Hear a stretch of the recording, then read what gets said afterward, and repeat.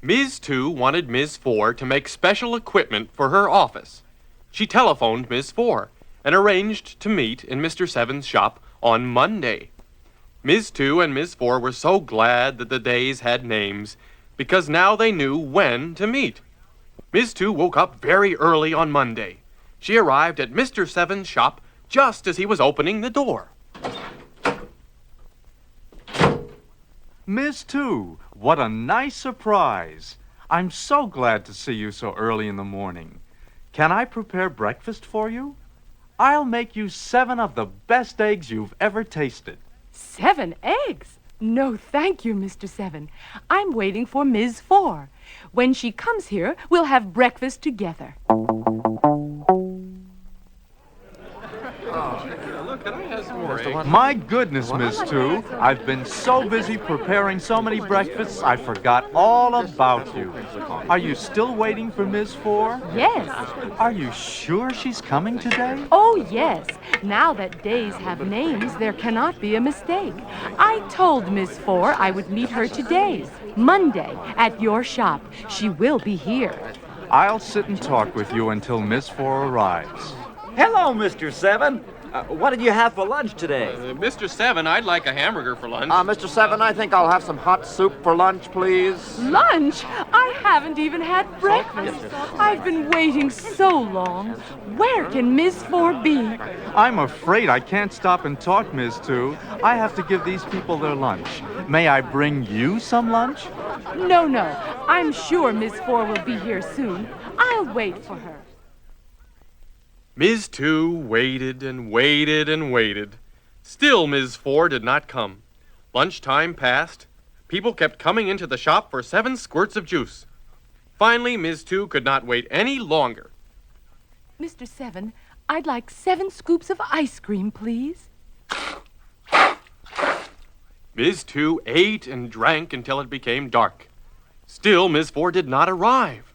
Ms. 2 was just about to leave when the door of the shop opened. In walked Ms. 4. Ms. 4, why are you so late? I've been waiting for you all day. Why are you annoyed, Ms. 2? I don't understand. You said to meet you today, Monday. It's still Monday. You're right, Ms. 4. All I said was meet me on Monday. I didn't say what part of Monday. I'm glad you're not annoyed anymore. Let's have 7 scoops. Oh, no, thank you. I think I've had enough. Early the next morning, Ms. 2 was up thinking and thinking about how to divide each day into parts. Hello, Miss 6. How nice to see you. I have some shapes to deliver. I thought you'd like to come with me. I'm having a problem with the days. I have to decide how to divide each day into parts. Maybe I can help. Do you have any ideas? Well, I thought I would call each part of the day an hour. I would like to make a clock and put all the hours on the clock. I have a beautiful circle with me. I'd be glad to give it to you to make a clock. Oh, Ms. 6, this is a beautiful circle. I'll use it to make a clock. What will you put on your clock? Numerals? How many numerals? I don't know. I haven't decided. What is your favorite numeral? The numeral 2, of course. But I can't put just my numeral 2 on the clock. What is your second favorite numeral? My second favorite numeral is 12. It's the first numeral Mr. 9 made in which he used my numeral 2. Then why don't you put 12 numerals on the clock? That's just what I'll do. I'll give the numeral 12 the most important place on the clock. I'll put it at the top of the circle. Ms. 6, you're such a wonderful help. I would like you to pick the second most important place on the clock. I'll put your numeral 6 there. Let me see. Where would my numeral 6 look best? I think I would like it on the bottom of the circle, right under the numeral 12. Let's put it there and see how it looks. The numeral 12 at the top of the circle? And the numeral 6 at the bottom of the circle. Where shall we put the other numerals, Miss Two? The numerals 1, 2, 3, 4, and 5 are less than 6. We'll have to fit them in before the numeral 6. Now be sure not to crowd them. Give each numeral its own spot. Oh, leave some space between each numeral. Fantastic! Oh, super great. Each numeral has a spot. Each numeral has a place. Let me see. 12 at the top. Let me go halfway around the circle. 1, 2, 3, 4, 5, and 6. My very favorite numeral 6 is right at the bottom of the circle, under the numeral 12. Oh, Ms. Two, it's perfect so far. Oh, yes. All we need are the numerals that come after 6. We'll need 7, 8, 9, 10, and 11. Watch me place them on the clock. This half is just as nice. Oh, you've made my circle even more beautiful, Ms. Two.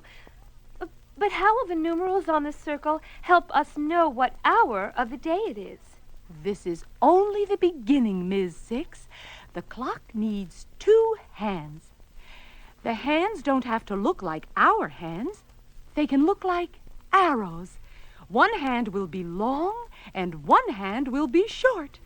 Where will you put the hands of the clock? One end of each hand will be connected to the middle of the circle. Both hands will be able to move all around the clock. Will the hands move together, Ms. Two? Oh, no, Miss Six. The longer hand will move much faster. It will move every minute. Why don't we call the longer hand that moves every minute a minute hand? That's a great name. We'll call the longer hand that moves every minute a minute hand. Miss Six, can you think of a name to call the shorter hand? Tell me how the shorter hand will move. The shorter hand will take an hour to move from one numeral to another. Oh, it's easy to figure out a name. Call the hand that takes an hour to move from one numeral to the next the hour hand. I like it. I like it. The longer hand will be called the minute hand.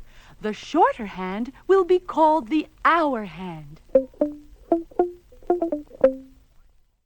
Ms. Two invited all the number workers to her house for a meeting. She wanted to show them the clock and teach them how to tell time. I want to show all of you the clock Ms. Six and I made. I like the way the numerals look. Yes, they are not crowded. Your clock has 2 hands, but they are not the same size. What do you call the longer hand? The longer hand moves every minute, Mr. Five.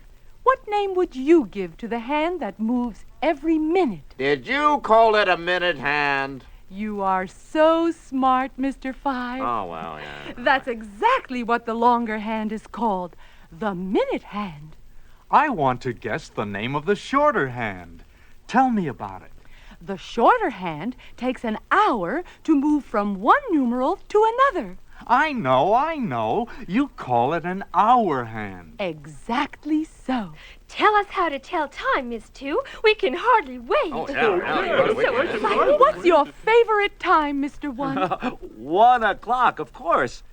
Where will the hands of the clock be when it is 1 o'clock? It's easy to do, Mr. One. The shorter hand is called the hour hand. It tells the hour. When it is 1 o'clock, the hour hand will be on the numeral 1. Move it, Mr. One. Now, where does the longer hand go? The longer hand will be on the most important spot on the clock.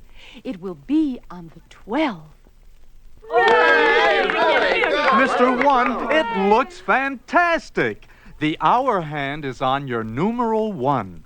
The minute hand is on the numeral 12. Miss Two, show us your favorite time. Look, everyone. My favorite time is 2 o'clock. Ah, the hour hand is on Ms. Two's favorite numeral, 2. The minute hand is on the most important spot on the clock, 12. The clock says 2 o'clock. I'm next. I go. Let me show you my favorite time, 3 o'clock. I go next. And then me. You'll each get a turn to show your favorite time. Just remember to put the hour hand on your favorite numeral and the minute hand on the most important spot, the numeral 12.